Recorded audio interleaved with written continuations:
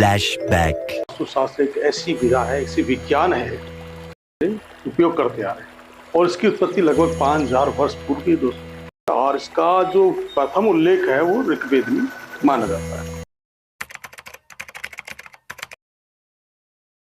वास्तुशास्त्र की रचना करने में अनेक विद्वानों का सहयोग रहा, लेकिन इसके अंदर मुख्य रूप से जो विश्वकर्मा जी हैं उनको मुख्य रचनाकार इनका माना जाता है वास्तुशास्त्र का। और जो निर्माण जिन्होंने लंका का पुनरुद्धारण किया था, पुनरुद्धार किया था लंका का, तो रावण की लंका जब हनुमान जी जला दी तो उसका पुनरुद्धार भी जो है विश्वकर्मा जी के द्वारा किया गया है। कि हम कौन सी चीज आता है कि हम कौन सी चीज कैसे बताएं, जैसे प्रवेश द्वार बनाना, तो प्रवेश द्वार का मुख्य द्वार जो है उत्तर या पूर्व दिशा की ओर होना चाहिए, ताकि उत्तरोत्तर वृद्धि करता रहे, घर में खुशहाली आती रहे, नकारात्मक ऊर्जा बाहर जाती रहे और सकारात्मक ऊर्जा यानी पॉजिटिव एनर्जी जो है अंदर आती रहे।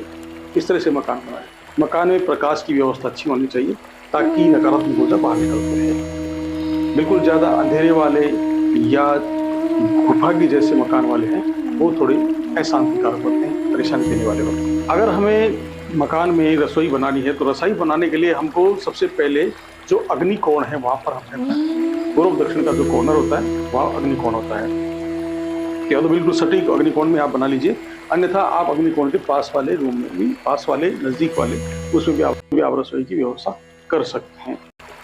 अगर आपको शयन कक्ष बनाना है कि व्यक्ति कहाँ सोए, तो घर का मालिक जो है वो दक्षिण और पश्चिम कॉर्नर के अंदर यानी कि नैऋत्य के अंदर उसको सोना चाहिए, क्योंकि नैऋत्य के अंदर कुबेर कक्ष होता है और धन की जो चीज़ें हैं, धन कुबेर जो अपनी इनकम सोर्स हैं, जो भी पैसे अपने आते हैं, आर्थिक चीज़ें हैं वो वहाँ रखनी चाहिए।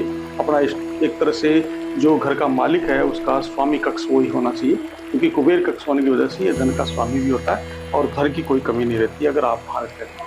अगर आपको घर में पूजाघर बनाना है तो पूजाघर बनाने के लिए आपको ईशान कोण का उपयोग करना पड़ेगा। वो ईशान कोण होता है जो पूर्व और उत्तर के बीच का जो कॉर्नर है वो ईशान कोण होता है। वहाँ पे आपको पूजाघर बनाना चाहिए जिससे कि आपके मकान में सकारात्मक ऊर्जा बनी रहे और किसी प्रकार का क्लेश नहीं हो और शांति हो। और घर के जो बीच वाला चौक होता है जिसको अपन ब्रह्म स्थान बोलते हैं, उस ब्रह्म स्थान को हमेशा खाली रखना चाहिए। बीच वाले भाग को वहाँ पे कोई दीवार या कोई भी स्तंभ या खंबा या पिलर नहीं बनाना चाहिए, क्योंकि ऐसा करने से ब्रह्म स्थान भंग हो जाता है और उससे क्लेश और पारिवारिक क्लेश होते हैं, शारीरिक पीड़ा पैदा होती है। इस चीज से इसलिए ब्रह्म स्थान को हमें हमेशा खाली रखना चाहिए।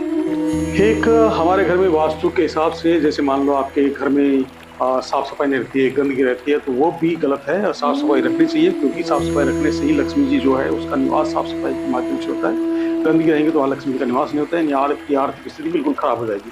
तो अपने घर को साफ सुथरा रखें, बिल्कुल स्वच्छ रखें, तो ये भी जरूरी है। इसी के साथ में अगर आपके घर में कोई टूटी फूटी चीज़ें पड़ी हैं, कोई घड़ियाँ बंद पड़ी हैं या कोई रद्दी सामान पड़ा है, तो उसे तुरंत बाहर निकाल दीजिए। उसे नहीं रखना चाहिए।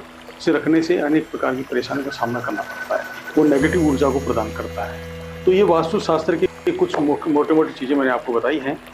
जब आप रसोई बनाएं तो रसोई में पानी यानी सिंक जो है और आपके जो गैस चूल्हा है उसको अलग अलग, तो उसमें एक दूरी होनी चाहिए। और अगर दूरी नहीं होती है, वो पास पास होते हैं, तो घर में क्लेश होता है, पारिवारिक अशांति होती है। तो इससे बचने के लिए पानी और आग दोनों को थोड़ा दूर रखना है। दोनों को एक साथ रखेंगे तो वो हमारे लिए हानिकारक होगा। तो उसमें सिंक और जो चूल्हा है उसकी दूरी थोड़ी दूरी होनी चाहिए। साथ ही जब भी औरत खाना बनाए या कोई भी पुरुष वगैरह जो भी खाना बनाए रसोई के अंदर, तो उसका मुख जो है पूर्व दिशा की ओर होना चाहिए खाना बनाते समय, तो वो ज़्यादा प्रभावशाली होता है, ज़्यादा हमारे लिए उद्देश्यपूर्वक होता है, ज़्यादा हमें फायदेमंद होता है। अगर हम वास्तु के अनुसार किसी मकान, दुकान या घर को निर्माण करते हैं, अच्छे मुहूर्त से, अच्छे नींव मुहूर्त से और अच्छा गृह प्रवेश करते हैं, नियमानुसार वास्तु के अनुसार करते हैं, तो घर में समृद्धि बनी रहती है, शांति रहती है, किसी प्रकार का क्लेश नहीं होता है, किसी प्रकार की दुर्भावनाएं पैदा नहीं होती है, अनेक प्रकार के सुखों का निवास उसके अंदर होता है। तो ऐसी स्थिति के लिए आप हमसे जुड़े रहिए और हमारे चैनल पर बने रहिए। हम आपकी समस्याओं का समाधान करते रहेंगे जो वास्तु से संबंधित होगी।